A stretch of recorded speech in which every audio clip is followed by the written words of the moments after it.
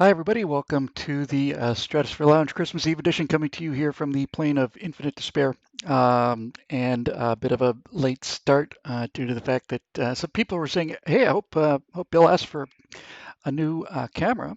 I mean, a new computer for Christmas." It's actually I did get a new computer, and I had to put the old one in because I realized, my God, I don't have any other broadcasting software up. So, in any event, I hope everybody's doing well, and it's good to see everyone. See everyone. It's Christmas Eve here in America, and that is always my that was always my favorite day. You know, I don't know how anybody um, if you don't love Christmas, then that's straight up communism, and I think that's really all that needs to be said about it. Uh, just trying to get some of these things dialed in just a little bit because I did this at the last minute from home, and that doesn't matter. It's good enough. Good enough for government work. So here we are. Anyway, I'm going to be doing mostly questions tonight, but it's good to be here.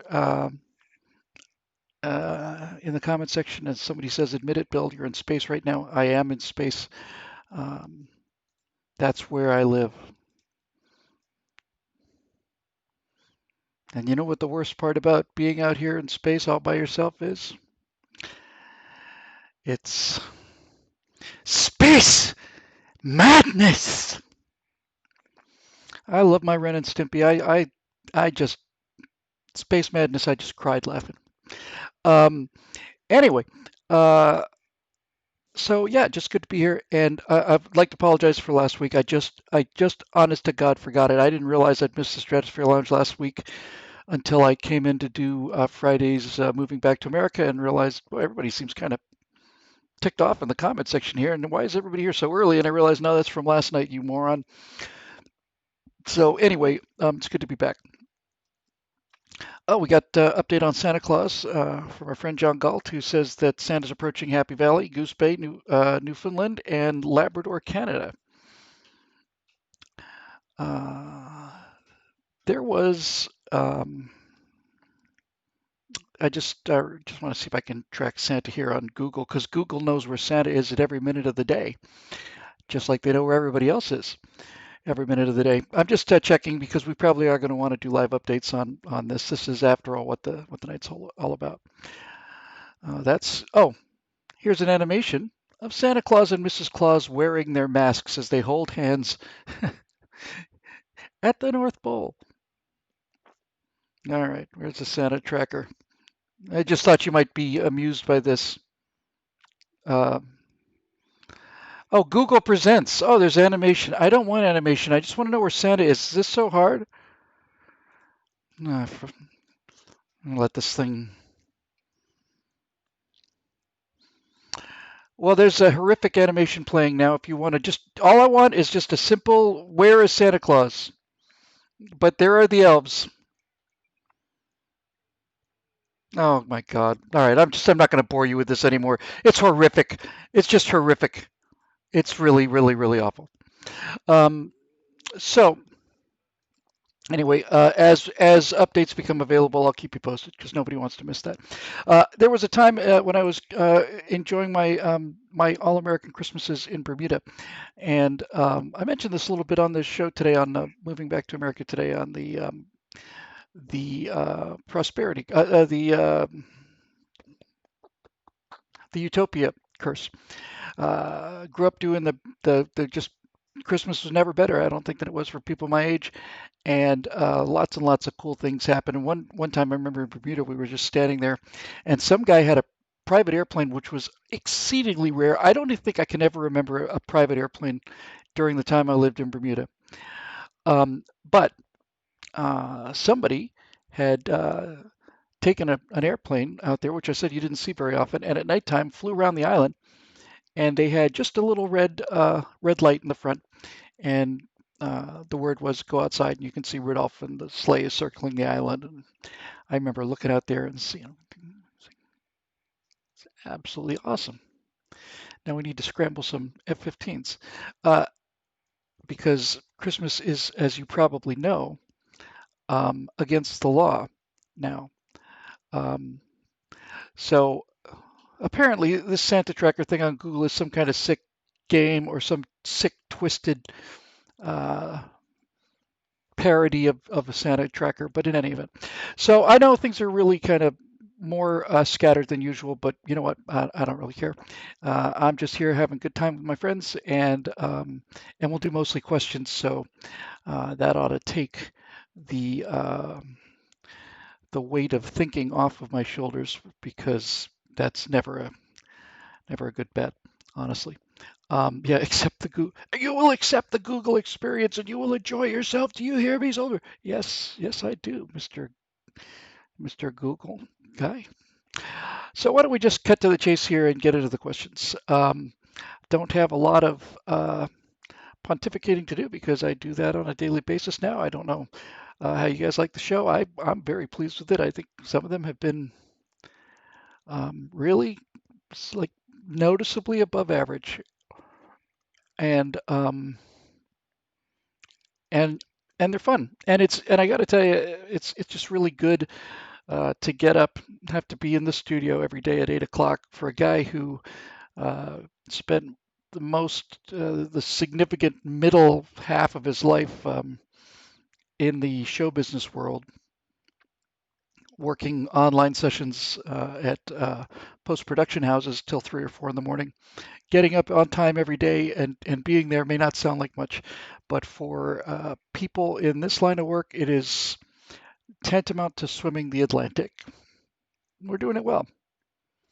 All right, so let's just go on and dive right into here. We got some lovely comments, and I'm just going to move these guys around one last time. Beg pardon, excuse me. And that way I can see the comment sections we come in. All right, here we go.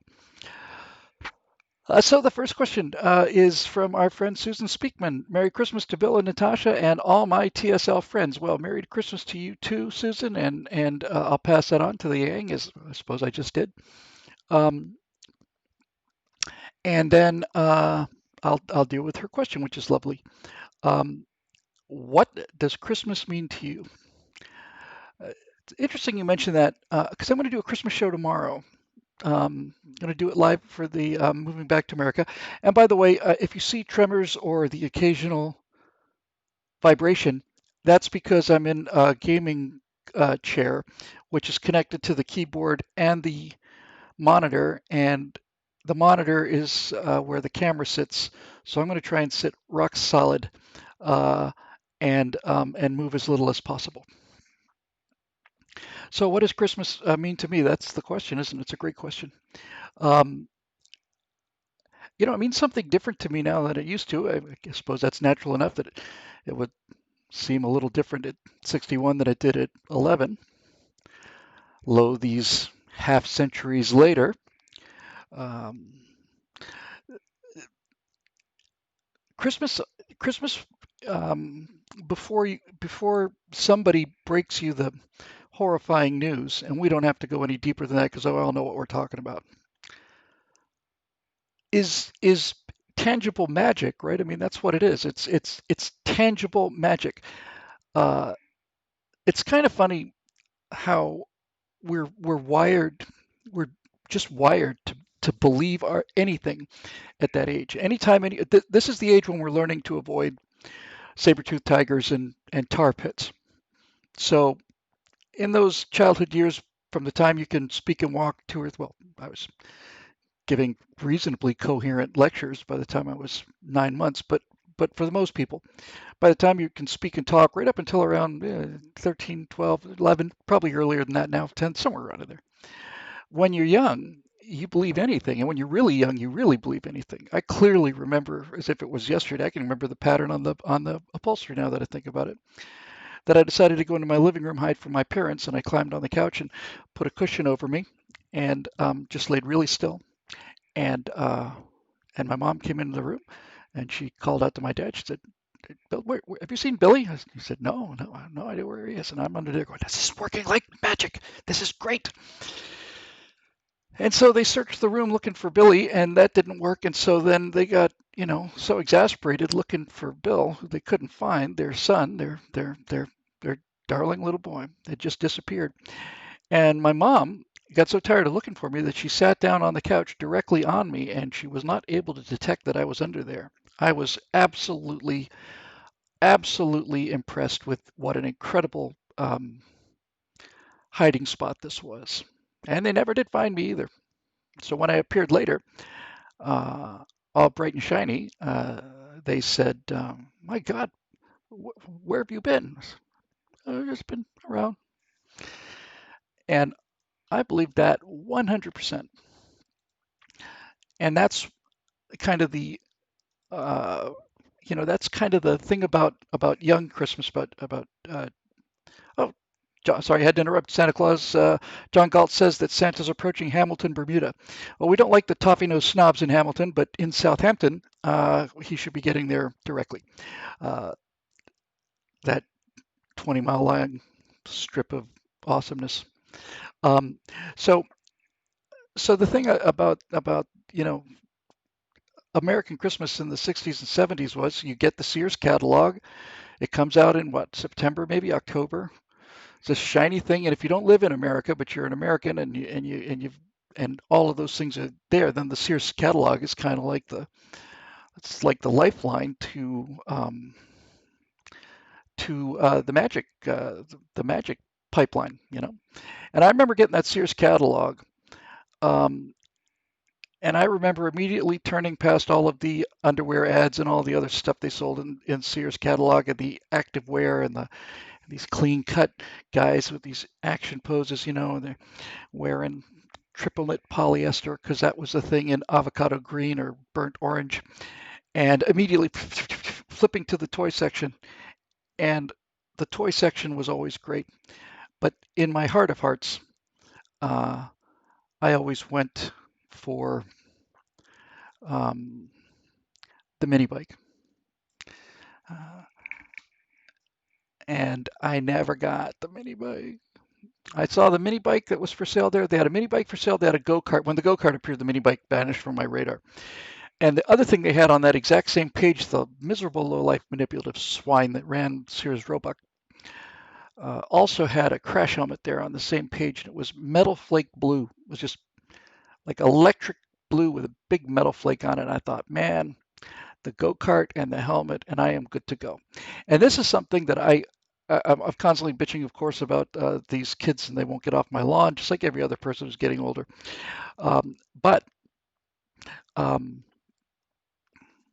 one of the things that genuinely amazes me, a lot of things kind of disgust me or whatever, but one of the things that just amazes me, because I thought this was burned into boys' DNA, it astonishes me that there could be a generation of young boys that are not ready to sacrifice their lives in order to steer something that moves under its own power.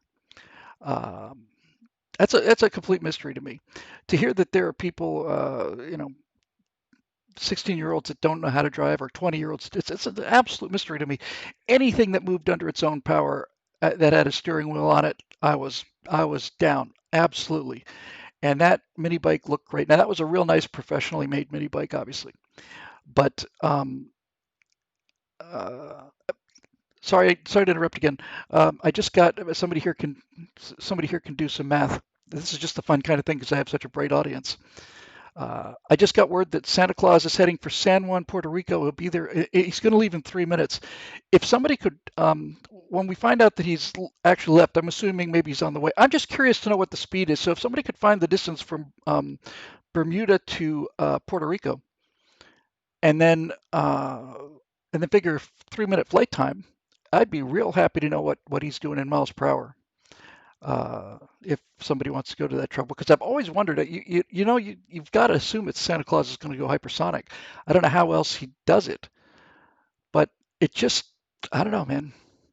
I look at the sleigh and everything, and I just see lots and lots of areas where I feel that drag could be reduced significantly.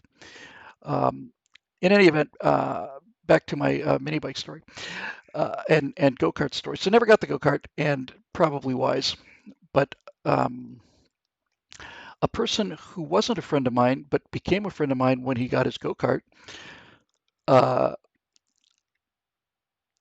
had a home built one, which was even better. It was one of those things made out of a lawnmower engine. We took it to the school and fired that thing up. That's the first time I ever drove anything that moved under its own power. And I was just driving this across, like, just a school field. And I was just, it blew my mind. I guess I've always liked things that move and move fast, but it was just absolutely great. So that was a fun memory. But the Christmas as a young person, and I just realized now that I'm not going to have a single thing to talk about tomorrow morning because I can get it all out of here right now. Um, but there really were years and years where you would look at the Sears catalog, you'd see something, you'd write a letter, you'd address it to Santa Claus at the North Pole, you'd go to the trouble of dropping it in a mailbox. You don't want to trust that to anybody else. And then you wake up and there it is. Now, like everybody else, I didn't get everything I asked for. I didn't get my dolphin. Thanks a lot, Santa. I lived on a bloody island. I was snorkeling every single day. I was out in the water every day. I never got a dolphin. I know, it's funny I mentioned that. I lived in Bermuda for 8 or 9 years up on the bluffs because everybody lives on the bluffs because it's a volcanic island. And I never, ever in 8 or 9 years did I see a dolphin or a whale the entire time I was there. People are asking if Lieutenant Commander Natasha will be here. She's not here now, but I expect she will be. She's on her way home. She's out. Um, well, she's basically pawned everything she owns in order to buy me the nicest Christmas present possible. I gave her a comb, and she's buying me a kite. Um, so I'm sure she'll step in a minute and make an appearance. Uh, anyway, so you wake up and you look out and there it was, and there was the magic, and you believe anything. And when people would say, well, how do you know Santa was there? How can you prove it? It's just what do you mean, how can I prove it? What else do you need? We left a glass of milk and a plate of cookies out, as is required by the rider on the contract. And and we went to bed, and mom and dad went to bed. My brother Steve and I and Evan, we all went to bed. There was milk in the glass, saw it with my own eyes. 3 or 4 cookies on the plate. We come back out this morning. There's milk is almost gone. Just a couple of cookie crumbs. What more do you need? So that. Oh, I knew it. Thank you very. I'm so impressed. J. Rupert, G. J. Rup, G. J. Rupert, whatever. Thank you. Santa Claus apparently is moving is moving at a speed of 16,759 miles an hour. And folks, unless I miss my math, and I often do, that's pretty much orbital velocity. That's certainly got to be very close to escape velocity. How many homes in Bermuda had fireplaces? Asked Dave Big Booty. Hey, Dave.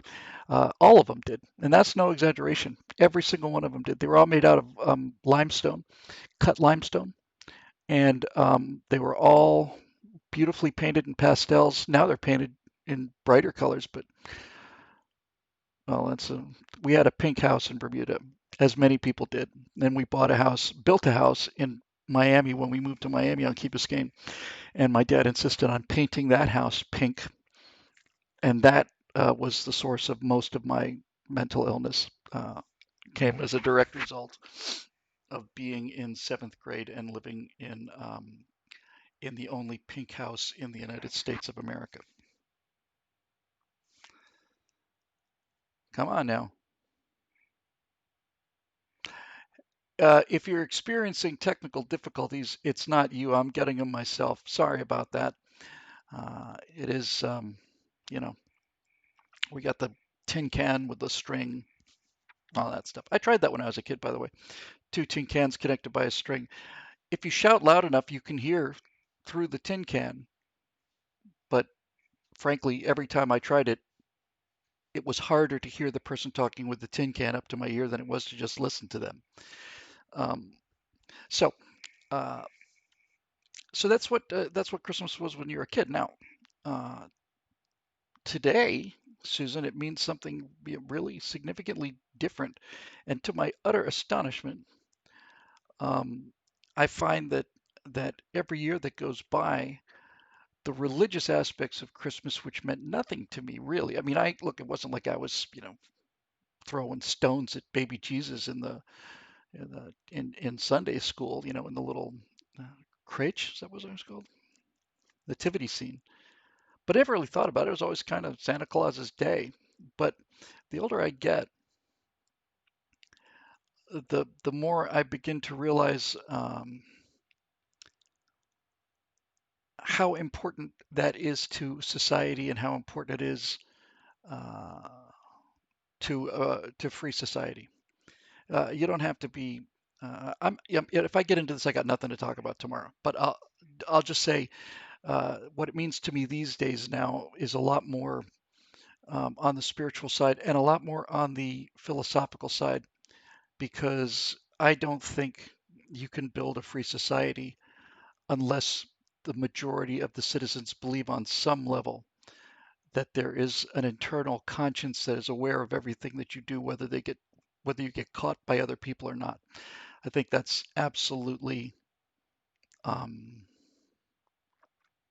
I think that's absolutely enormous part of it. And it is a beautiful holiday. It's a beautiful religion, and it is so woven into this country that I spent 40, 50 years moving around here and never even realized it. But um, you know, Santa Claus is great, and and the and the thing that we're celebrating underneath that is greater. And just from a political point, because that's basically what I do for a living, it's very difficult to see how a society can remain free if everybody is convinced that they are their own ultimate judge, and if they don't get caught, then it didn't happen. That seems to be what we're happening all the time. Like I said, it took me a long time. It was a continuing process. Somebody sent me an email, and when I was writing eject, eject, eject, and I mean early, had some conversation. And I mentioned something about religion and how I wasn't religious at all. And I don't know about astronomy, so therefore, who needs the flying spaghetti monster thing?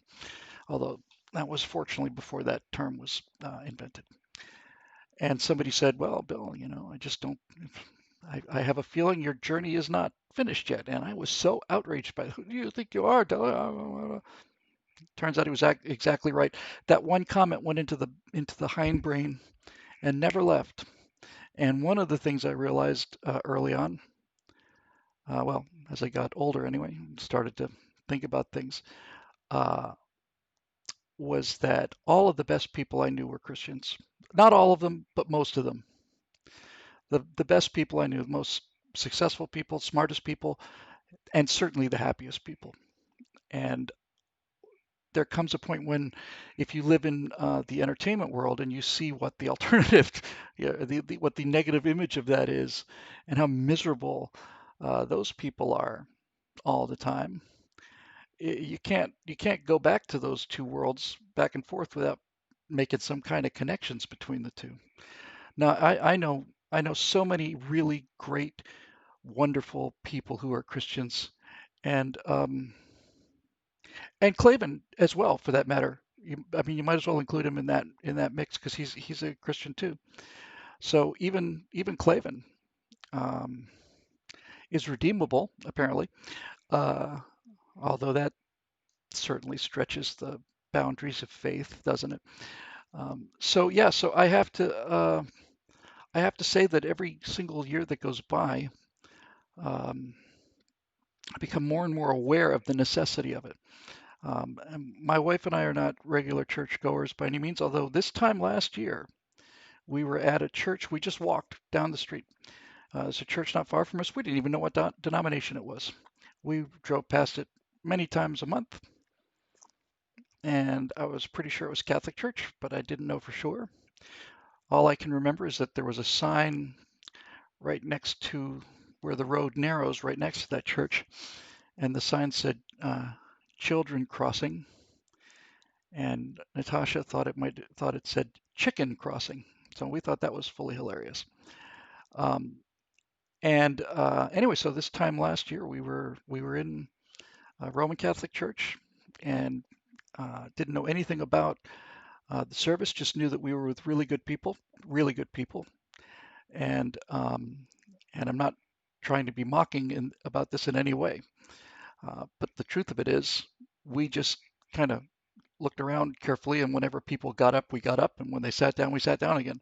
And there's a lot of getting up and sitting down I noticed in Roman Catholic services. But it was a wonderful time, just a wonderful, wonderful time. Of course, that's illegal now, so uh, we have that to be. Uh,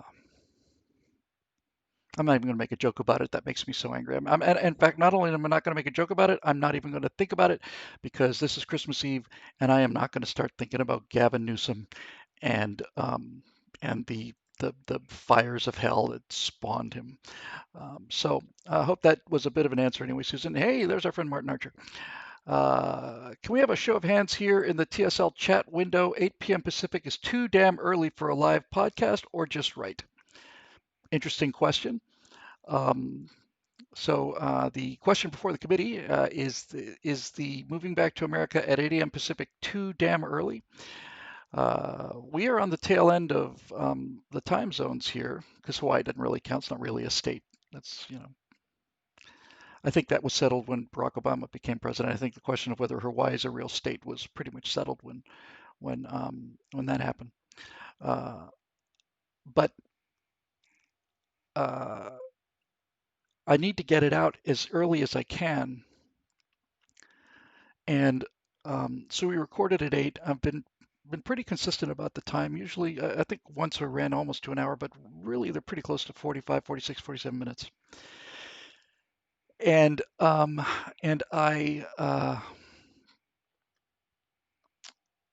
shoot the show at 8 o'clock, pretty much sharp. I think today I was a minute late or something, but pretty much 8 o'clock sharp on the money. Uh, and then it goes for 45 minutes. Then as soon as I end the show, I save the file. I upload that to YouTube. I make the thumbnails, and then when you upload to YouTube, it tells you that it has to check to see if you're capable of running ads, and that takes about 20 minutes. Only for us, it takes 2 hours. It just sits there it sits there on YouTube, unlisted for an hour and a half, sometimes 2 hours, sometimes three if I can't get to it or Scott can't get to it. But what we found was that we would put a video up and we get this initial rush, and then they would drag their heels about whether or not it was going to be monetized or not. When they finally decided, yeah, we'll let you make some money off of this advertising that we put on your show already, uh, we've missed the early part of the wave. So we just basically hold it till it's approved, and then bango, we just launch it. Um, by the way, I know that there's 47 people live here right now, and imagine some of you will be watching on YouTube. Just so you know, um, they have set this up in such a way that we cannot determine what kind of ads are going to run until after the thing has been processed. And I just want you to know that not only have I not ever once approved mid-roll ads, but when I find out that they're there for whatever reason, it fills me with almost nausea. So if you see any of our videos that have commercials in the middle of the segment, we not only didn't do it, I was practically ready to pull down a video that had gotten a large number of views already simply because it made me so angry. By the way, if you want to know what's going on with those mid-roll ads, I finally figured it out because again, it's one of the perils of being a relatively honest person is you just tend to assume other people are relatively honest. But if you notice, a pre-roll ad is no big deal. I don't mind waiting 5 seconds to click the skip button in order to make all this possible. I'm fine with that. And I don't even mind a 15-second commercial in the beginning that you can't click through. But if you watch anybody who's got longer format on YouTube, these mid-roll ads come in a 15, 20-minute segment. You'll see 6 of them. It's much worse than commercial TV was during the golden age of the networks. Much worse. Um, and it makes me nuts. Um, and the thing that's especially interesting about this is that, what, my God, this is annoying. Why are they putting so many ads? Why are they doing so many? And I realized because they're selling YouTube, what is it, YouTube Prime or whatever? It's like for only $10 a month, you get to watch stuff ads free. No, thank you. Are you sure? No, not interested. We'll ask you again. Yeah, I've already clicked no. I'm not giving you any money, YouTube.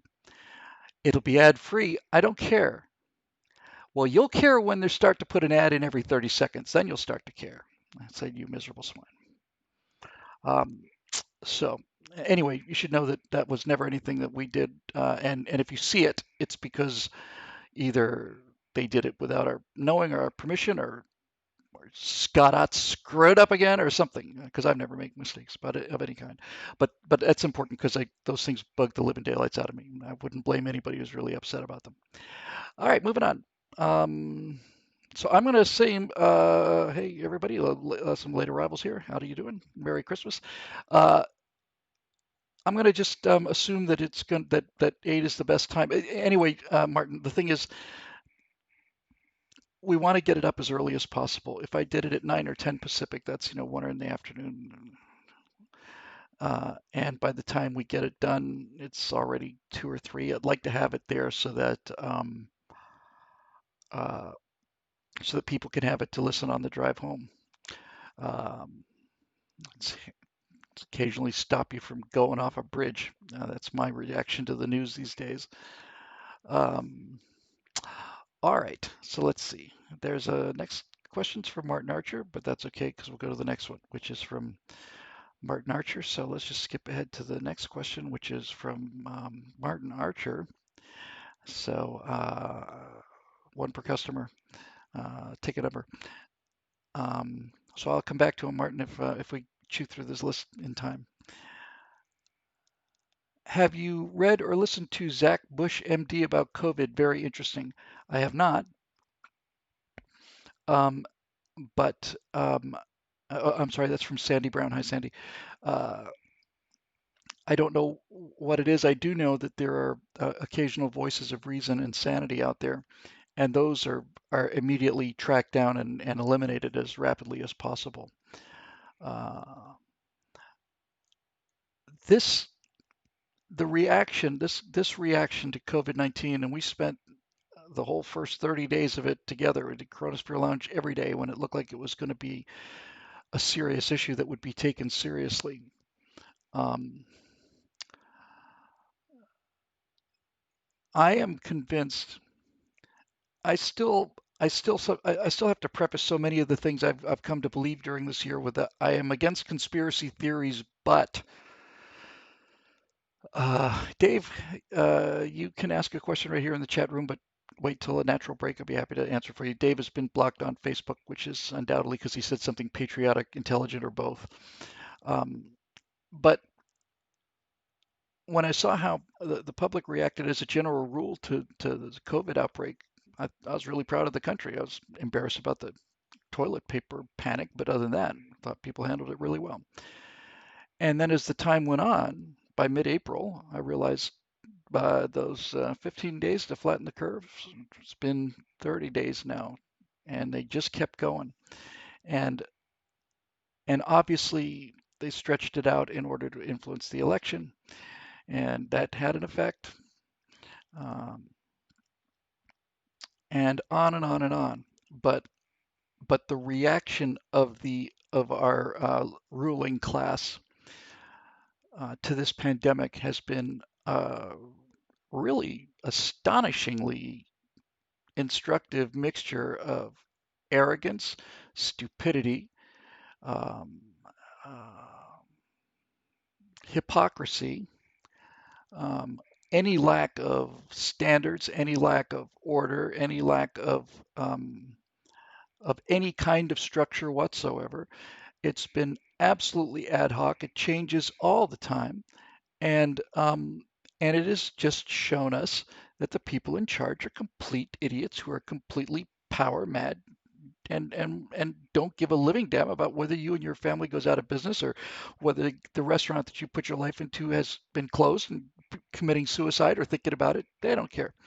Um, Nothing has shown me the um, the dismissiveness, the arrogance, and especially the incompetence and just raw stupidity of the people in the government that have their used to be their thumbs on our neck. Now it's their boots.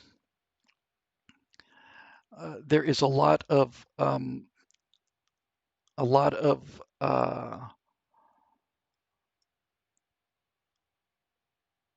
lot of incompetence, a lot of power hungry stuff. But I have to tell you that this is what I was talking about with the conspiracy theory thing. Once I saw that Google document, which I talked about in Stolen Election Part 2, Stoners and Reptiles.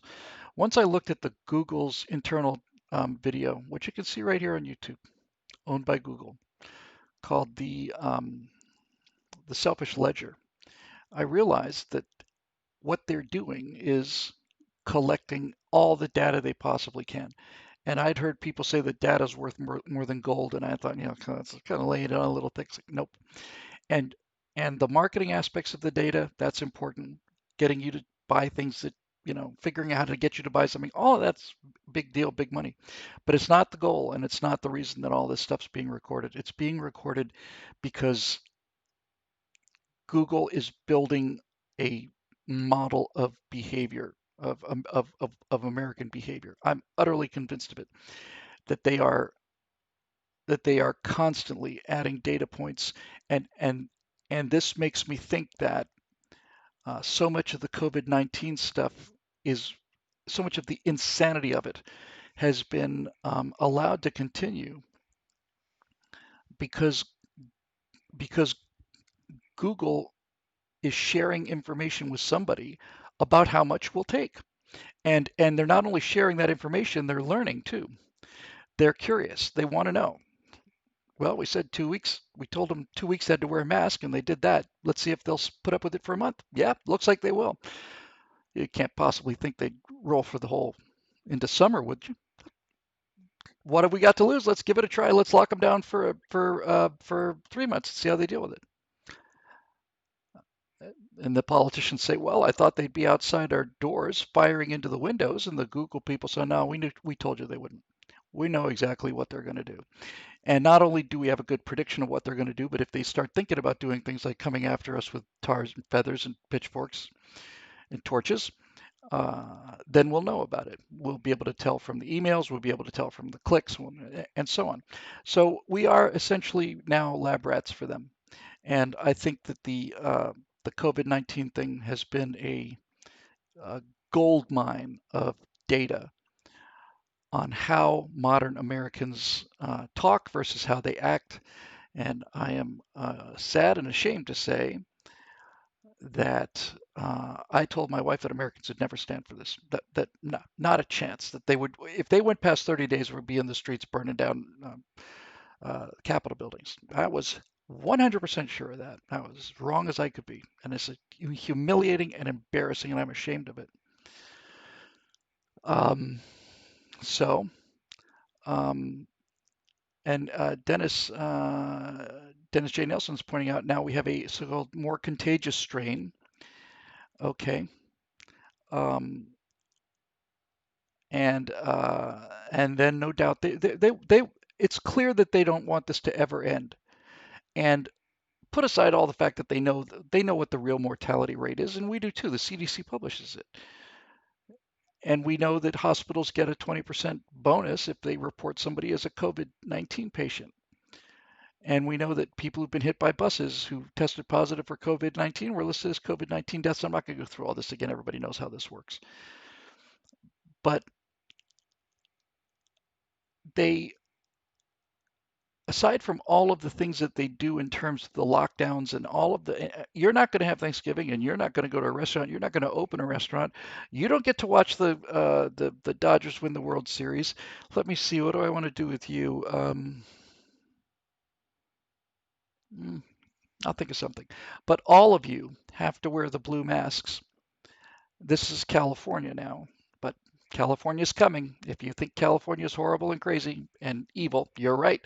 And the vice president elect is going to be bringing some of that California goodness to the rest of the country. And if that doesn't make people um, take to the streets, then I don't imagine anything will. But I think the thing that they like most about the COVID lockdown is they like looking out and seeing people wearing masks. They love it. They, wearing masks is the equivalent of kind of the yellow star of David. It's like I am in full compliance with the instructions of the government, and they, um, uh, you know, there's no rhyme or reason to it. There's no science to it. There's no consistency. There are voices of sanity, and you can tell they're voices of sanity because they're very serious, and they start out with a, here's what it is, and here's why we should be dealing with it, and here's why it's not a joke, but here's what it really is. And then the second you see a video like that, gone, because you can't have that. The main thing about about big tech and the elitists is that under no circumstances whatsoever will you be allowed to make your own decisions about how you want to run your own life because you might decide wrong. And they will tell you, and I'm sure they tell themselves that they do it for your own good, for your greater good, that you're just too stupid to understand that this is a deadly virus pandemic. But if it was a deadly virus pandemic, if it really was, then Gavin Newsom wouldn't be sitting shoulder to shoulder with 12 people without masks on at the French Laundry.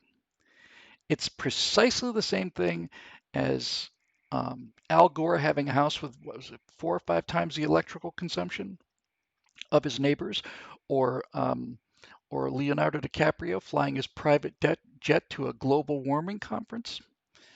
Uh, Glenn Reynolds put it very succinctly. I'll believe it's a crisis when the people who are telling me it's a crisis start acting it's like it's a crisis. And if this thing was as deadly as they want us to believe, then you would never see a governor out at dinner while he tells everybody else to stay home. Somebody told me that today is Dr. Bricks's day. I don't know if it's his, not Dr. Bricks, Dr. Fauci's day.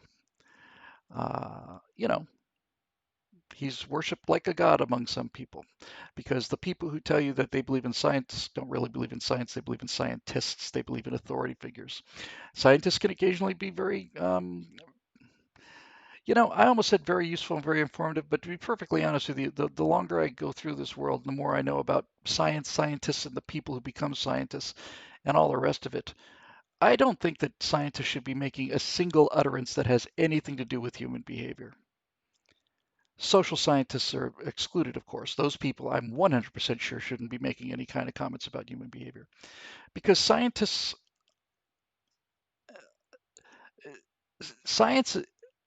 I don't want to say science is antithetical to human behavior because it's a form of human behavior, but when you hear people talking about bringing scientific credibility to politics, what they're doing is they're trying to raise the credibility of their own political positions, and all they do is just discredit the scientific method further. I don't think, I honestly don't think, if you ask people on the street of this country, what is science? I'd be willing to bet you that 95% of the people that you asked about that would get that wrong, including many scientists, and most college students would get it wrong. Um, so, uh, you know, I did not see this broadcast, Sandy, but I'm assuming he's a voice of reason. And one of the many things I've learned uh, during this year is that um, the internet is, needless to say, a double-edged sword. The internet is responsible for killing news stories. The internet's responsible for tracking our behaviors. The internet's responsible for the social proof lever of human psychology to be magnified by tens of thousands of times. The internet has caused all of these problems, and it's making us crazy. And it is a tremendously effective weapon of social control. All of that's true. But at the same time, the internet is also doing what it was originally, if not, yeah, well, originally designed for and originally lauded for, and that is, they can control the flow of information, but they cannot control the particles of information. They can steer entire rivers, but they can't stop single droplets. If you have something that you want to email to a friend or something, then the internet allows you to do that. And they can limit your Google search choices, and they can make sure that you don't see any of these videos, and they can even shut down the channel, although they don't like doing that because it reveals just exactly how totalitarian they are. So they do that as a last resort. But nevertheless, the signal does get out, and the fact that we're watching this is um, is an indication of that. Uh, I know why they do. I mean, obviously, we all know why they do it. They do it because there's genetic defect in progressives and left-wingers that requires them to tell other people what to do. They cannot stand the idea of somebody who's not subservient to their will or their power or their ability to deny you a permit for putting in a or cutting a tree down in your own backyard. That's what they live for. Um, and I, it's just so hard for us to really understand that. But um, that's really it. And I don't want to. It's a Christmas Eve show. I don't want to make things too much of a downer. But when I talk about kind of when I because I've been talking for 2 weeks now about this whole idea of like the resistance. No, it's going to take a lot more than resistance. I have a bumper sticker that says that Joe Biden stole the election. Well, good for you. That's not going to do it. The kind of thing I'm thinking about is this. I am thinking that we really ought to get all of those people that had the courage to drive around in California anyway with their Trump trucks and cars and bumper stickers, those Trump parades. I think what we ought to do is we ought to maintain those connections. And no matter where this imposter speaks in the country, anytime he speaks anywhere, then we should get as many American patriots as we can as close to that location as possible. And when he starts, we start beeping our horns and we don't stop until he's finished. I would think that would be just marvelous. If every single time any one of these criminals started speaking, that the first thing you hear is beep, beep, beep, just noise. I think that would be, I honestly think that would be insanely effective. And I don't see how you can even, um, I mean, I don't even see how you get in, if you even assume, as you should, that the state is the coercive force behind these criminals and traitors. What is the state going to do to you? Are they going to arrest you for beeping your horn or having an air horn? What are they going to do? They could take the air horn away from you, and they could maybe tell you to leave. It's not against the law to blow an air horn in public, as far as I know. Um, so, oh, Talix. Talix just said the Dukes of Hazzard horn had really rubbed their rhubarb. Yeah, you bet. Every time candidate Biden starts speaking, that would be awesome. But yeah, I think that's the kind of thing I'm talking about. Make it clear so that no, you never, so that Biden and Harris and none of them can go out in public, and that everything that they say to the American people is going to have to come in from a basement or a bunker someplace, because when you're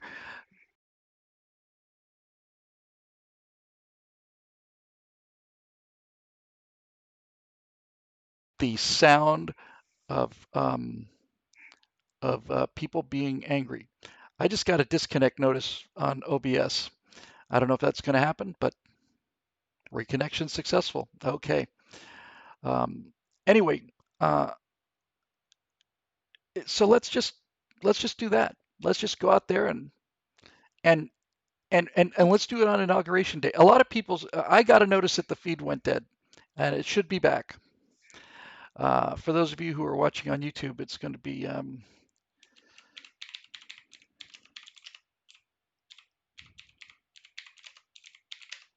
hang on. Yeah, I just sitting here minding my own business, and I get the Windows dingle. Ding, you've been disconnected. We will try to reconnect. Ding, you've been reconnected. Hooray! I don't know what's going on, but yeah, I think inauguration day. It'd be nice to block the parade route, and I know that the left tried to riot and stuff. And this is what I like about it. The rioting is like, okay, so you're gonna become criminals and smash things and burn things down to show your protest. Well, that has you don't get any sympathy for me out of this. Something like um, uh, just an endless procession of horns would be fantastically effective. And hopefully that's an idea that will catch on. You have my permission to steal that idea and spread it around as rapidly as possible.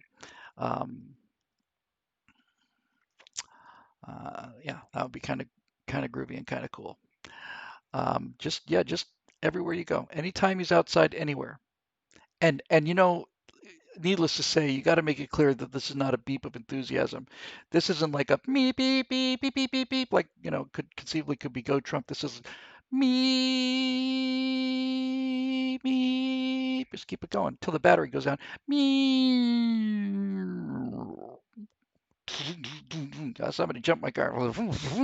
Charge this thing up again. Me me me me me me me me. Yeah, that's the most effective thing I can think of. I am told, and I'm sure it's true, that, and this is the kind of story used to just had a lot to do with my opinion about unions. Of course, my dad was a manager, so I kind of born into one side of that. Um, but it's my understanding that here in Los Angeles, if you were doing any kind of non-union work in a movie, that the Teamsters would show up at wherever you were, whatever the location was, and they just bring all the trucks they had. That's a lot of trucks. And the second you started filming, they just beep their horns all day, and that's the end of that. You cannot shoot any. You can't shoot indoors. You can't shoot in a studio if there's that kind of a continuous noise. You're done. You just can't do anything. So I say we use that against them. Anyway. Moving on. Trevor Duell. Hello, Trevor. Merry Christmas, Bill, to you and your family, and Merry Christmas to you too, Trevor, and all the rest of you out there and all the ships at sea. Here is more of a Norman Rockwell question for you. Since being married, how has your thoughts concerning family changed, if at all? I firmly believe that moving back to America will be a matter of emphasizing the family again, as it is the most elemental building block of any society. Thoughts? Yes. Um,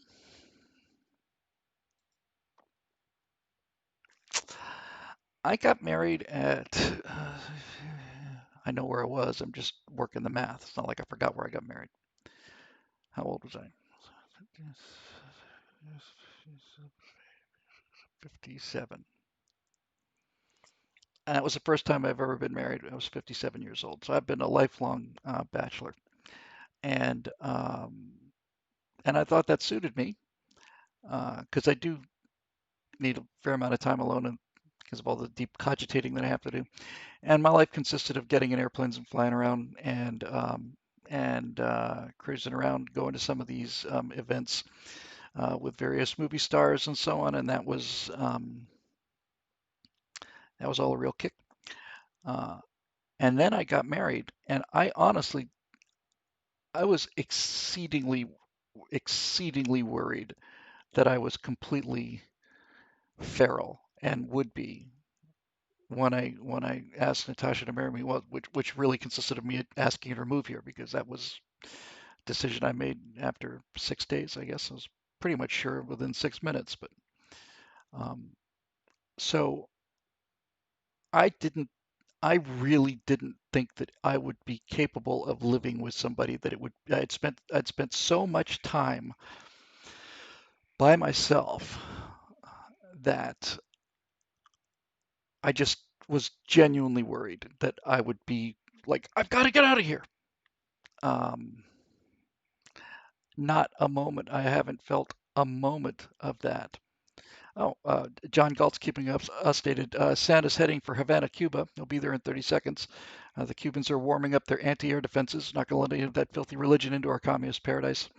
Um, uh, but I mean, the second I met Natasha, I waited for 3.5 hours in customs at JFK. Her flight to America was delayed by almost 2 hours, and uh, I was watching in. And JFK used to be when I was a kid in the 63, 64. It was like, my God, it's like Disneyland. Now it's just a dump. But I watched the ETA get longer, like the plane was flying away. And actually, what they had was they hadn't gotten clearance to get through Icelandic airspace or something. They circled over the mid-Atlantic for 2 hours. Um, anyway, so she finally came in, and once she once we got in the cab and started heading to downtown New York, I was pretty much sure that was it. But clearly, uh, there's no question that I was not fully human before I met my wife. I was not a human being in the um, in the fullest sense of the term. I mean, I had a human-like appearance and some acting skills, but no, I never had the faintest idea of how much I was missing. And I'd always, as during my entire time as a bachelor, which was 57 years, a pretty good run. During that entire time, I would hear things like married men live 10 years longer than bachelors, and I just said, yeah, that can't possibly be true. You got to have that backwards, surely. There's no, that I've been married. Once I've been married for 2 weeks, it's like only 10 years. That she's going to add 30 years to my life, uh, and I feel like she's done that already. I look at photos of myself, um, and this is one benefit and curse of being recorded since 2008. And I look at pictures of myself like in 2015, 14, just before I met her. I think I look much better now than I did then. Put on a little weight, but that's what happens when you get married, I guess. But I'm not happy about that. But if I walk straight ahead, my nose will hit the door before my stomach does, and that's my personal boundary standard. Um, so, uh, so yeah, um, Trevor, it, I just don't know what to say. I went from being somebody who couldn't tolerate anybody for more than 12 hours uh, to instantly being a guy who can't tolerate her being away for more than 5, 6 hours. Every now and then uh, Natasha goes on a trip. She does a lot of, um, she's just got some very interesting spiritual friends, and she gets a chance to go out to 29. I'm sorry, to Joshua Tree and so on, and occasionally she'll go visit. Um, Relatives will go to Mexico together, and I have to come back and work, and she'll stay for another day or two and spend more time with her daughter, my daughter now. And when she's not here, I revert back to my bachelor ways in about, oh, I don't know. I think 2 hours ought to do it. Uh, when she's not here, next thing I know, I'm going to sleep at 5:30 in the morning. That's when I'm going to bed. Up all night working on animation or stuff, or there's a WKRP in Cincinnati marathon on that I have to watch every single episode on, or whatever it's going to be. But honestly, if she's just gone for one night, I'm like, okay. And after 2 nights, it's like, oh, okay. I remember this very well. Everything's a mess. No structure in my life. Not doing anything. Um, and uh, and after 3 days, I just start sending up rockets and you know begging for help. Um, it's an indication of how much time of how much of my life I was alone. I'd never even lived with anybody before I met my wife, ever. Not only had not been married, I'd never lived with anybody, and so I was very concerned about this. But it was just as natural as can be. And one of the things that I realize now is just a kind of a constant reminder about what my life was like before I met my wife. Is that many times during the day, I will say hello to the cats. And Natasha will say, "Are you talking to me?" I say, "No, I'm talking to Bean, or I'm talking to Pismo, or I'm talking to our little Persian that I got her, which her name is Katya, but I call her Crocodile because she's got that crocodile nose." And and she said, "Are you talking to me?" No, no, I'm just talking to the cats. And I realized that's what I did. I got my first cat, and I got Reno in 1993. So what's it, 17 years? And I spent 17 years just talking to the cats. And it's really really like Castaway. When I saw that movie and I saw him talking to the volleyball, I completely understood that. Absolutely. Um, absolutely. And people say, "Oh, how can you have a conversation with the volleyball?" You'd be amazed. You'd be amazed. And this is and and and and when that volleyball blew away on the raft and he was crying his eyes out, I was crying in the audience. I thought, well, he's just such an excellent actor. But it's like it's a piece of leather or plastic, but it's not. It's not. You hear stories about prisoners who are locked up and they make friends with cockroaches. They have pet cockroaches. They talk to anybody or anything. It's built into us. That's why solitary confinement is considered kind of the worst form of torture, and that's what they do with you if you've been really bad in maximum security prison with other murderers and rapists. If you're really, really bad, they'll make you stay by yourself for a while. That's that scene, repeated scenes in The Great Escape, where in Luftstalag 17 was it? Where Steve McQueen, anytime he did something rebellious, they put him in the cooler, which is you sit here by yourself for a week, and he'd take a baseball and he had a glove and he just went don't boink boink, do doink doink doink, do doink doink. He's pitching a baseball against the wall for 3 weeks or whatever. Um, I we're still waiting for America's Forgotten Heroes um, because it was Stalag 3 and it was Stalag 13 in Hogan's Heroes, which was the documentary version. Uh, but it's been held, and I suspect it's going to be opening in January. I'm very proud of it, and it's shot on video. So 7 stories. I'm very very proud of it. Um, uh, but uh, when I was doing the story of the Doolittle Raiders, what happened to most of the guys came back in one piece. There were 16 aircraft, each with a crew of 5, and I think all of them came home except for I think this is from memory now. I used to know this by heart 5 months ago. I want to say that there were 4 airplanes. One airplane had a guy get killed parachuting out, and he parachuted into a cliff, but everybody else made it back. The pilot lost his leg to gangrene, but he made it home.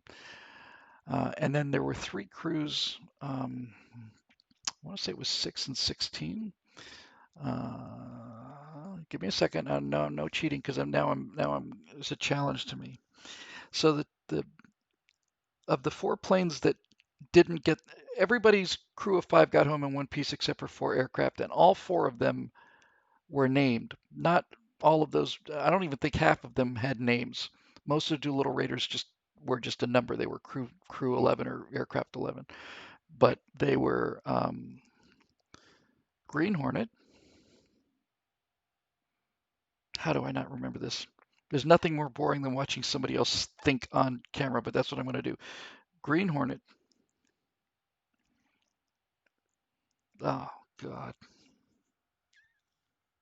Ruptured Duck.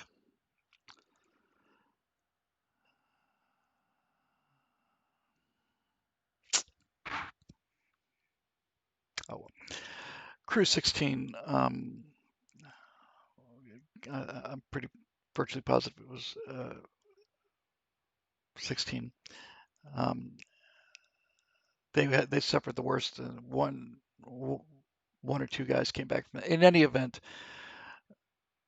I'm so embarrassed that I don't have this down. Although I am awfully tired. But basically, um, some men were killed in bailing out. Uh, some men were killed when they ditched in the ocean. All of the guys that bailed out did a much better survival rate than the guys that crash landed in the ocean. They took a real beating.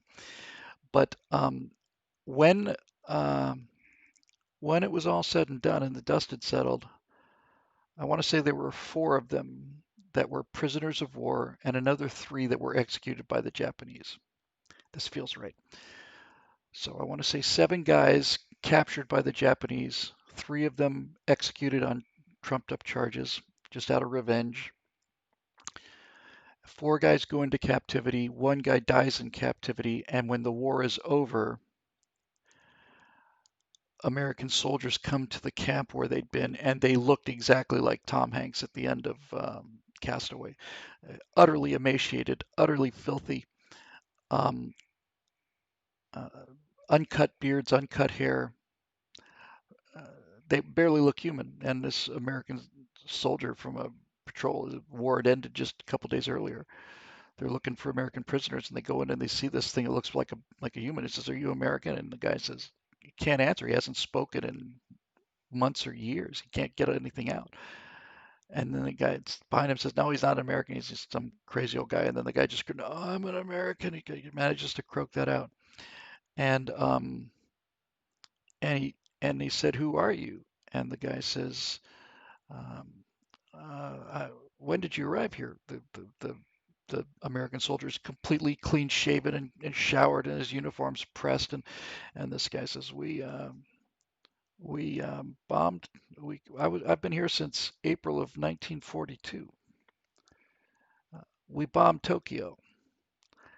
And the guy said, "No, that's nuts. They executed all of those guys." So there was some good news for Doolittle because seven guys didn't come back from the raid that were alive. The others that had died in the bailout attempts and stuff. But seven of them were known to be captured by the Japanese, and Doolittle, and everybody else for that matter, thought that all seven of them had been executed when only three had been. So three had been executed, one died in prison, the other three came home. And one of the three lived to be in the final four of the Raiders. He lived at I want to say till 2017. It's a really good episode, if I do say so myself, only because of the people and the Raiders and the goblets. And if you don't know the story, you'll just get to see it. But it's anyway, it's amazing. The reason I bring all that up is because solitary confinement with nothing to read or nothing to do and no one to talk to, I think I'd go absolutely bananas. On the other hand, if I had my animation computer and an internet connection, I would get an awful lot done. Um, I mean, I did some tests. I was thinking about showing them, but it's like, no, I'll get to that later. Uh, but I'm getting better and better at these things, and one of them is really quite good, I have to say. Uh, in fact, it's so good that I am, in fact, going to, on the fly, I'm just going to download it now and show it to you, which I can do. Just give me 1 second, because it's Christmas Eve, and I can do whatever I want to, and I can play with whatever toys I want to, and you're not the boss of me. And what do you mean I have to go to my room? I'm going to just um, download this son of a gun and uh, and show it to you. It's only 15, 20 seconds, but it's worth it. It's really quite good. If I do say so myself, it took me about 3, 4 hours to put together, which is not bad.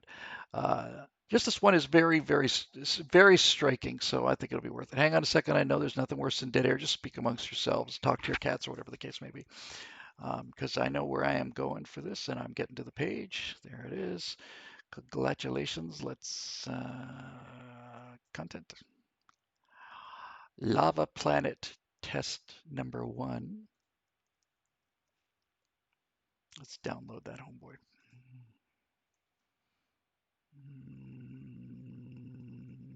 And I do that by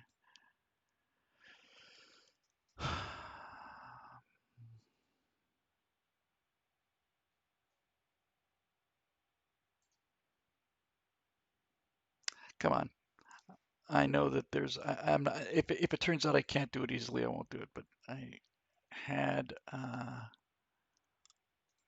right, one last try here. Hang on. It's worth it. It really is. This one's worth it. And like I said, it's Christmas Eve. And this one's really quite impressive, if I do say so myself. So I got a YouTube Ripper, and I know how to use it. So give me a second. Won't take long. It's only a 30-second clip or 20-second clip. Where are you? Yeah, All right. Now I'm a man on a mission, so I'm sorry about the dead air. But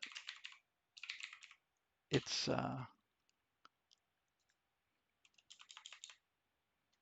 go on.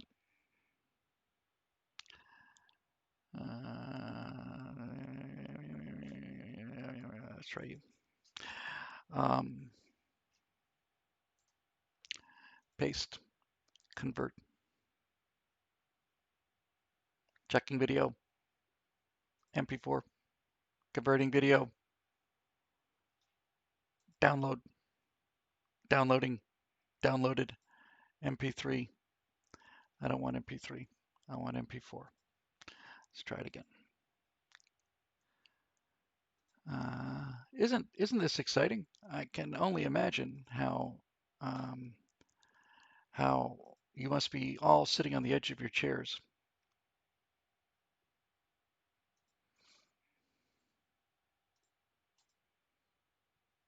Here it comes. Checking video, loading video, download, Lava Planet, MP3, you miserable swine. All right.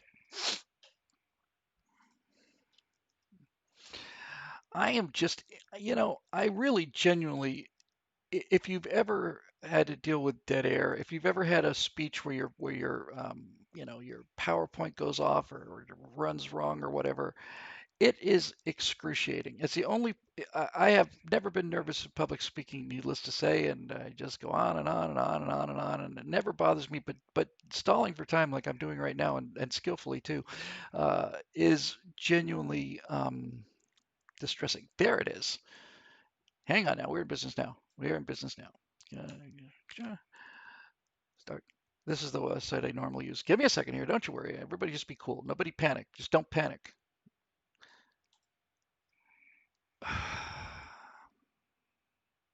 Come on now. Do the thing. Here we go. 1080. Good enough. Download. Here it comes. MP4. Here it comes. Here it comes. Yes. Are you working? Yes. This will be so worth it because it's absolutely magnificent. Prepare yourself, ladies and gentlemen. That's all I have to say. Prepare yourselves for real greatness. Uh, I just threw this little baby together. Tell me what you think. I'm gonna rescale that. Sorry. Don't worry, I'll run it again. I know, it's just the best produced show on the internet. There we go. All right, don't worry, I'll run it again. Hang on a second. Here it comes again. Bango.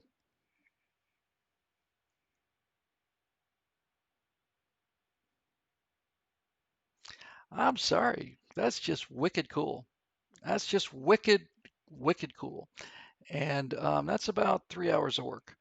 The characters were downloaded, and the lava scene was also one more time, just for giggles.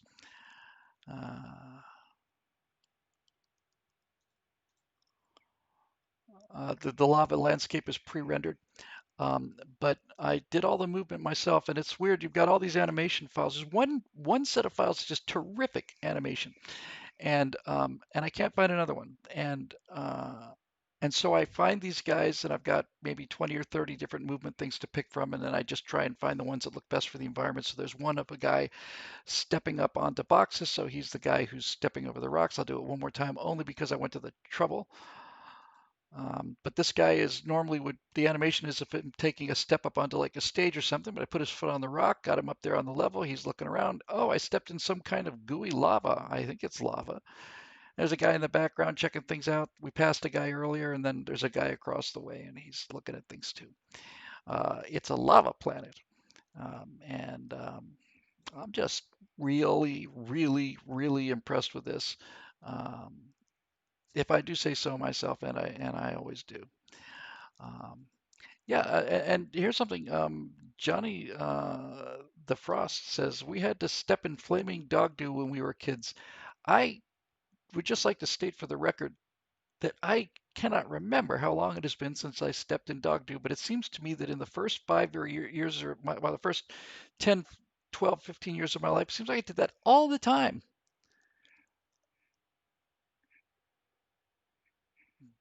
Here comes the Air Force.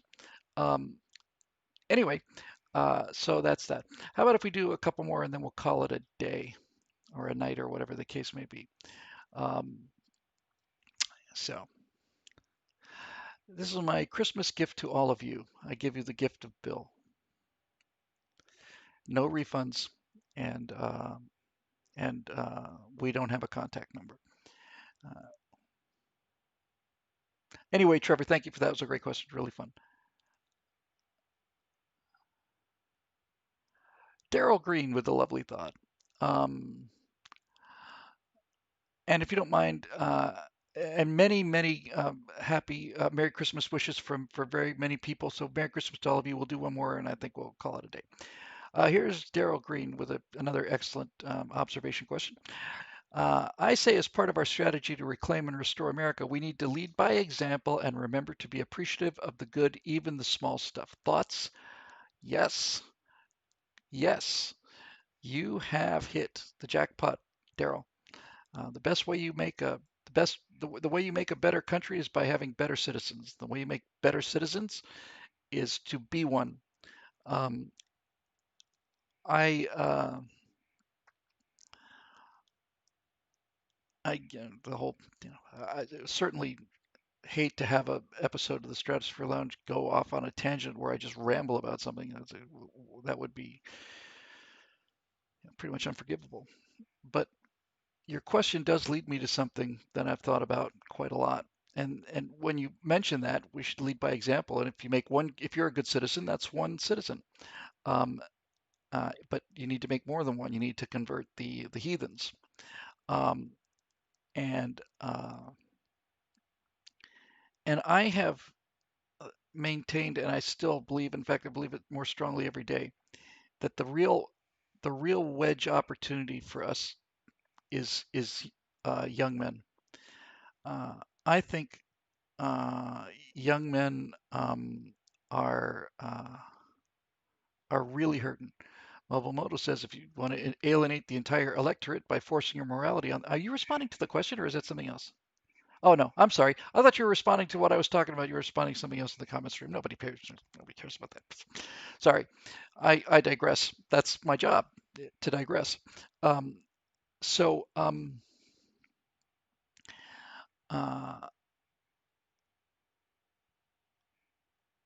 yes.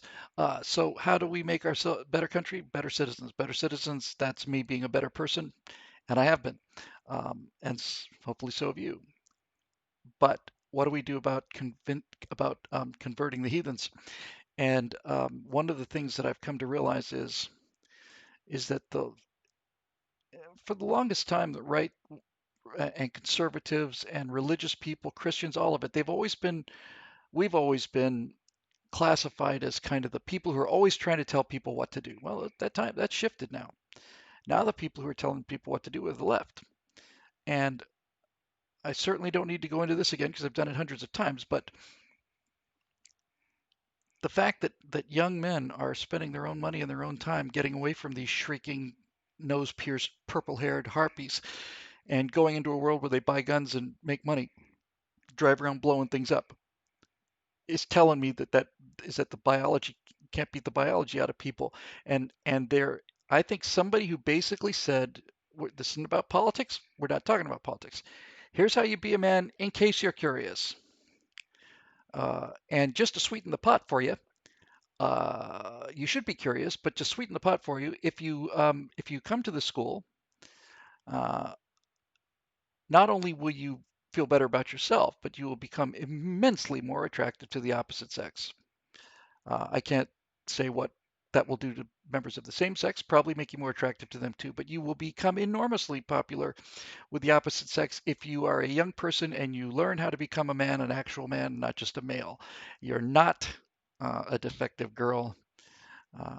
You are a hero and a champion, and it's your job to keep these people safe. And I think that could just go like wildfire. Jordan Peterson had that effect on people, and he's been very quietly there. I don't know. I certainly don't mean any disrespect by this from a guy who's had his own share of emotional issues. Certainly, I don't know if he had a nervous breakdown, but I know he basically chucked it. And I think he was under such unbelievable social pressure, and so many threats, and so much hatred his way, and all the rest of it. But I remember, I think it was his daughter saying, you know, he really came pretty close to losing it there for a while. Um, and and he was very, very, very effective because he didn't beat around the bush. He would say things like, "Yeah, you want to be happy? Go out and lift something, move something, go work in a yard, chop a tree down, rake some leaves." What? Yeah. You know, who understood this? Another one of my seven American heroes, Booker T. Washington. When he started the Tuskegee Institute, he had a hell of a time because he got all of these black students from around the South who had heard about the Hampton Institute where Booker T. Washington had gone to school, and now he's got the Tuskegee Institute, and and they are all coming there to go to school and be scholars. And Washington said, yes, of course. But in order to keep things going, pay for this university and our tuition and all the rest of it, we've got 20,000 acres or whatever it was, and we go out there and we farm and we grow corn and we make bricks by hand and we do all of that stuff. And a lot of them didn't like it. And he said, whenever I ran into that attitude that, hey, I'm not here to hoe a field. These are actual slaves. Booker T. Washington was a slave. So these young kids are either former slaves or first generation children of slaves. And he basically said, um, no, we're all going to get out and we're going to work on the farm on weekends and after hours and all the rest of it. And anytime he ran into any resistance to it, he just basically took his jacket off, kept on his tie and all the rest of it, grabbed an axe or a hoe or something and started walking out in the field and just dared people to follow him. That's exactly what he did. Um, and so uh,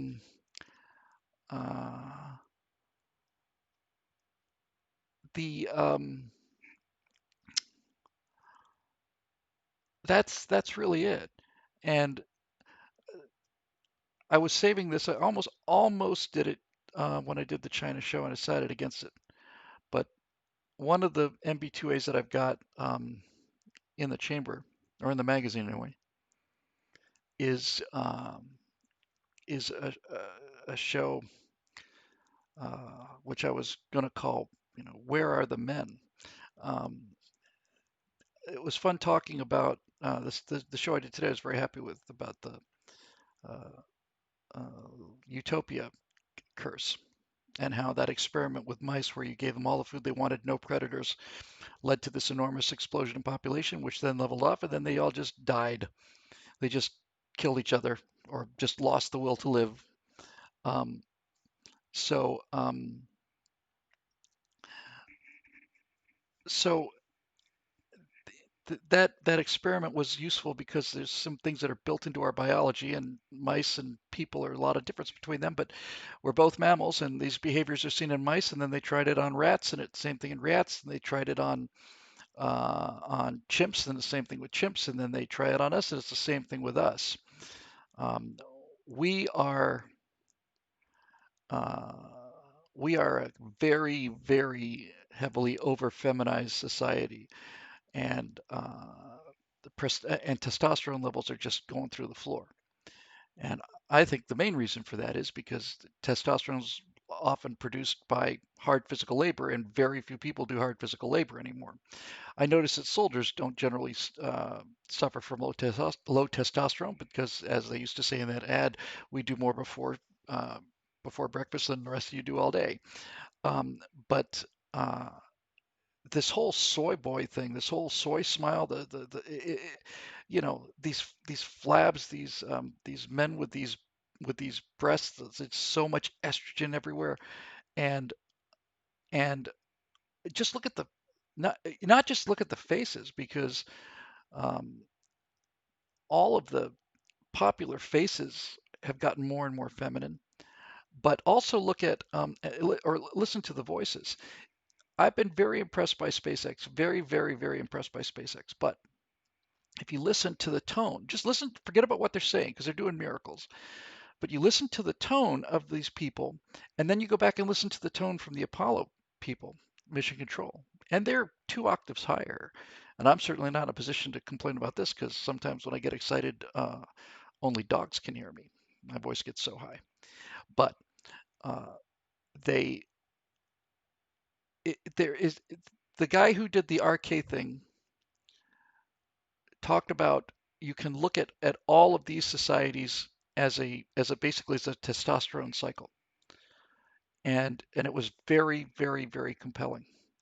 And and when you don't have to fight and when you don't have to work, then the testosterone goes away. And as the testosterone goes away, uh, you become more and more feminized, and you just, well,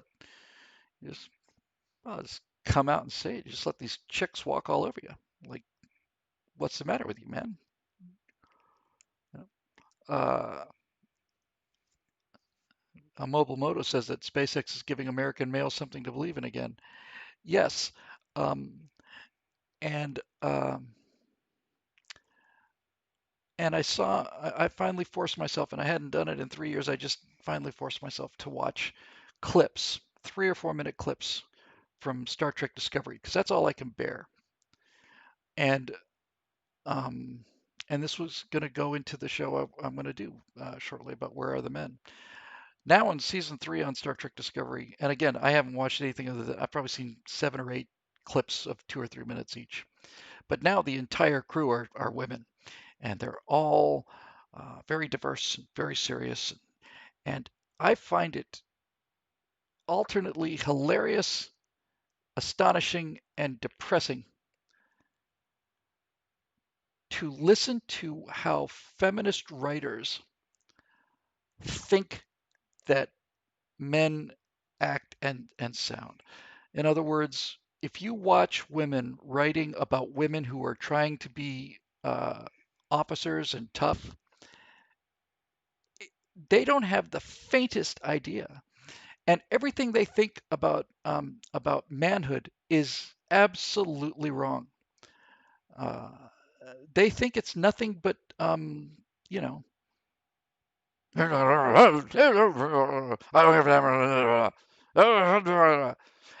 then they're tough and they're always fighting, but at the same time they're sensitive. And when there was this one of these clips I saw, and there's something that the this show, the casting on this show, I don't know how many times they had to run those actors through the deflavorizer, but honestly, as our friend Critical Drinker says, just plank of wood. All of them are just terrible actors, terrible. And she's worst of all, the lead character. She's just a bad actor. All of them, all of them. And they've all. It's like they're. I don't even know how to describe it. Yes, I do. When you're in acting, when I was in acting classes, I was a theater major, 7 years of college down the drain. Um, but in acting class, one of the first exercises they gave us was they would challenge us to, they wouldn't challenge us, they'd order us to reproduce a certain animal's, oh, what's the word?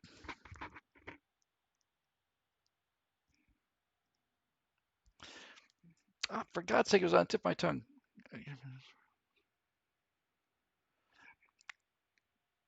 They asked us to act like animals. Nervosity, nervosity. Um, and and so you had these brand new actors pretending to be squirrels or cats or whatever. And watching people pretend to be squirrels. And if I said to you, and I understand I'd have to have a loaded weapon pointed at your head for you to do this, but if I said to you, now you need to go out in the middle of your living room and I want to see your very best squirrel impression. I want you to show me what a squirrel looks like. We all know what that would do. Do it. That's what this looks like to me watching Discovery. It's like watching humans trying to be squirrels. They have a general sense of the movement and a general sense of the most superficial aspect of it, and that's all they do. Um, and they just keep going at it, and they don't have a clue, and they're so disrespectful, and they're so and they think that that being a man is just constantly being a just a douche, you know. It's like that's what command is just being a complete dick about everything. They haven't got a clue. They don't have the faintest idea. And so there was this one clip I saw where I don't know if it's a navigator or the whatever, but some plank of wood has to do something that is part of her daily job, and it's like, oh, and I don't know if I can do this in time. And then her other plank of wood friend over there, and the other console, leans over and says, "Don't worry, you got this.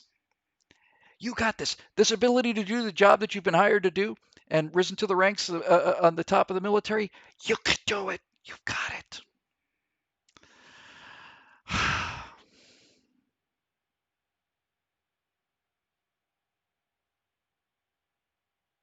And everybody cries all the time. And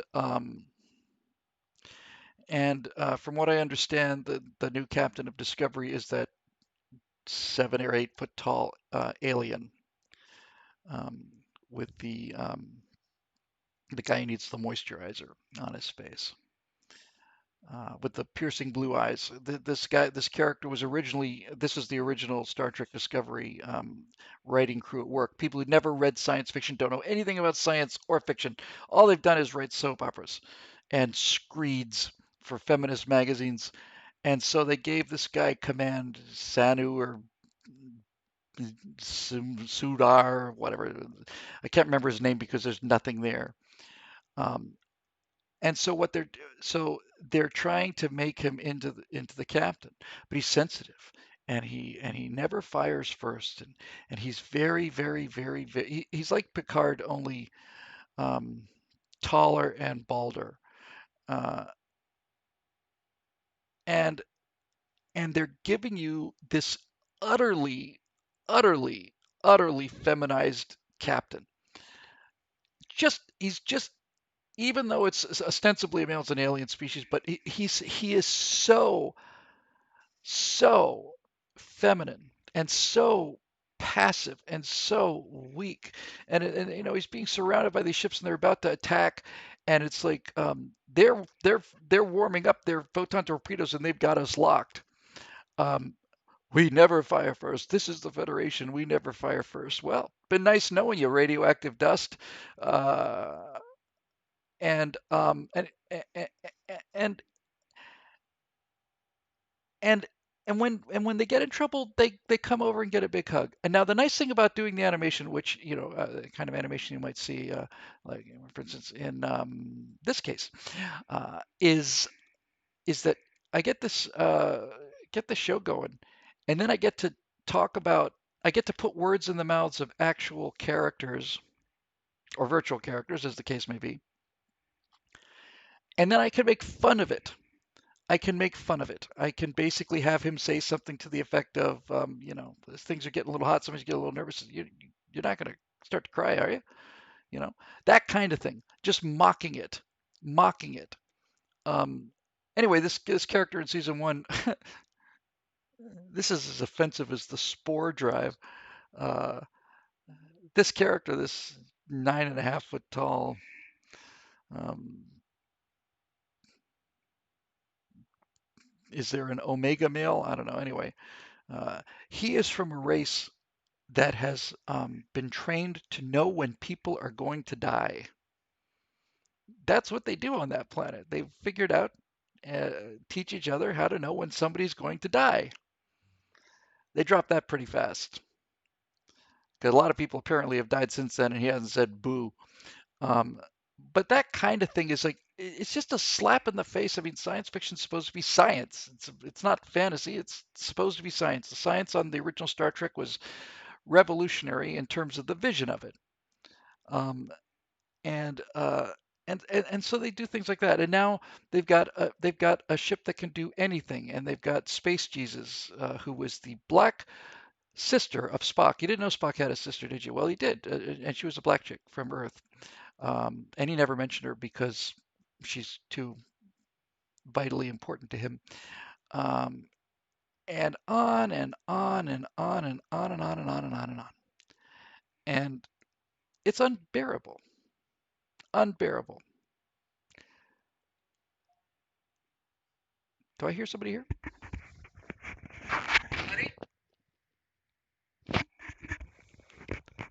Probably just the wind. Anyway, yeah, it's and if you thought that Ray was a Mary Sue, then Space Jesus, Michael Burnham, sister of Spock. Uh, I know I heard that voice, honey.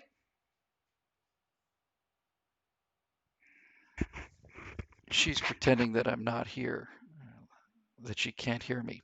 She does that all the time, pretty much all the time, every day. She just pretends that I'm, not here.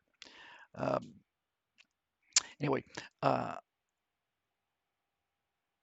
there is it is such. Yeah, and Aesop says Spock was successful because of his sister, because of her, and she can beat up anybody, and and she's and she's spunky, and she's not afraid to chew out somebody, and this, what's her name, Tignataro or whatever, this lesbian stand-up comedian is a crew member, and she's got a guy scooping up the remains of a former crewman, and she's just, yeah, just dump that garbage outside. It's like, I'm going to shoot you myself. Uh, Yeah, Tig Notaro. That's what you're looking for in Starfleet, all right. That's the only person I've ever seen who gives Admiral Holdo or whatever her name is a run for her money in terms of sheer, utter uselessness. Um, and they don't get it. They don't have a clue. Not a clue. Not a clue. Feminists cannot write anything uh, uh, of any value. I've said it, and I'm going to stick to my guns on that one. There've been some good women writers out there, but I'm not aware of any modern ones, and I'm certainly not aware of any any of them that write science fiction. That's just all. And it's so funny. It's like they're tell and I got to tell you, The Expanse does this all the time too. It's just like, oh, okay, here we go. Look how diverse and multicultural everything is. Well, I look at you know, I think SpaceX is a pretty good example. You can certainly find black people in SpaceX, women, all of that, all of those people. But ultimately, when you get right down to it, it just seems like either rocket science or shooting badassery, generally speaking, seems to be the province of white heterosexual males as a general rule. And so that's where I'm going to be going. I'm not going to cast it that way exclusively because it doesn't look like that exclusively. It doesn't work that way exclusively. But the thing about Star Trek Discovery is it's a perfect example of the feminist attitude towards the patriarchy. We need more women in engineering and STEM, science, technology, engineering, and mathematics. We need more women in STEM. And I'm going to protest the patriarchy's refusal to admit women into these critically important high-paying jobs. Okay, when are you going to start taking engineering classes? No, no, I'm not going to take engineering classes. I'm not going to take engineering. I'm going to take engineering studies, and I'm going to talk about how engineers are racist and filled with the tools of the patriarchy and all the rest of it. Okay, well, when are we going to see the women that are going to be coming to these classes? And then the next thing you hear is that there is a physics class being taught by a feminist, and they start saying things like logic is a male patriarchal construction, and so is mathematics, by the way. Just because somebody says 2 and 2 equals 4 doesn't mean it's true. There could be any number of different interpretations to this, and I'm thinking, I do not want to drive over a bridge designed by this idiot. No, not me at all. Um, but anyway, enough about all of that. It's been really fun being here for Christmas Eve and um, and learning that Santa's traveling damn near 17,000 miles an hour. That's about what I expected from the old guy. It's life in him anyway. Um, and and I felt genuinely bad about. I've missed shows before, but I almost never miss them and not say I'm going to miss them. So for those of you who were waiting last time, sorry about that. I really felt bad about that. This time next week will be New Year's Eve, which is for Russians. Christmas, 4th of July, and New Year's all rolled into one. It's the whole deal. So I suspect I will not be here next week. Um, I will be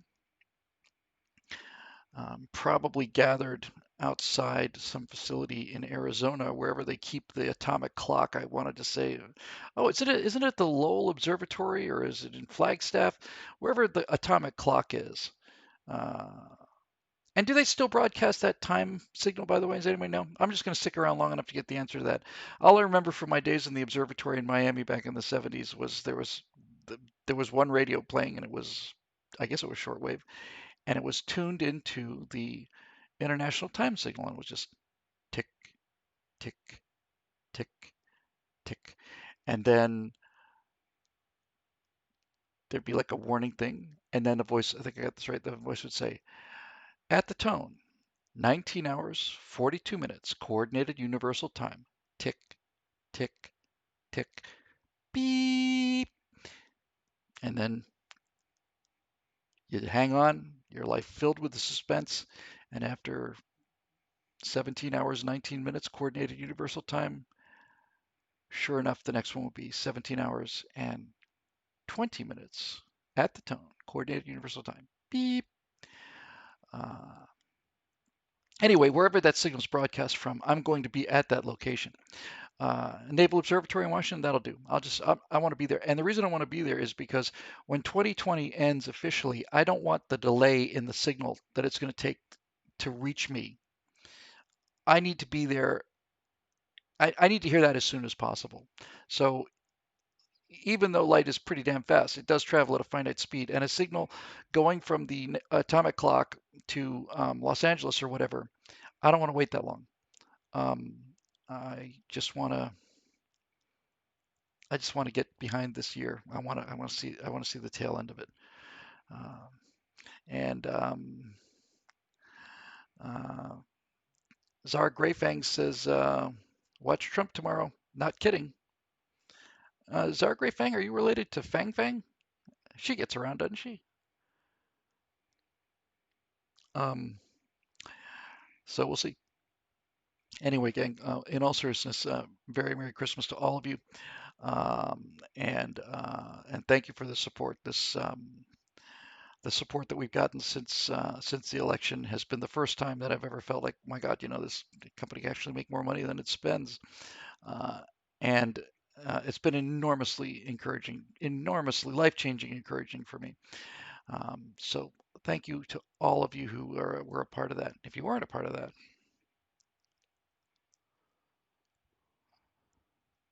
eternal enemies. No, but anyway, thank you to all of you who became members or made a one-time donation, and I'm very, very grateful for all of it. This show is made possible by the paying members at BillWhittle.com, and if you're not one of them, then fooled you once. It doesn't really make much sense, but I'm sure you can figure out where I was going with it. All right. Anyway, go home. If you're by yourself, that's okay too. Don't let them take Christmas away from you, and don't let them take the genuine, tangible magic of it away from you either. Uh, Tomorrow's show, I'm not going to talk about politics if I can help it. Um, and um, and we'll be back in business tomorrow morning, and then we'll be back in business the following Monday. So, Merry Christmas, everybody, on behalf of me and the entire staff and Santa Claus, who is breaking windows in Bolivia now, or something like that, as he races through the atmosphere with a shockwave cone behind him. Um, it's been great to see you. A quick question is the new show interactive like TSL? No, that's why it's much more focused and you can follow it. because I'm not constantly reacting to all of this stuff. But Merry Christmas to all of you, and those of you watching on YouTube, Merry Christmas as well. And you know, there's a lot to be happy about and a lot of work to do. So we will see you in 2 weeks right here on the Stratosphere Lounge. Merry Christmas.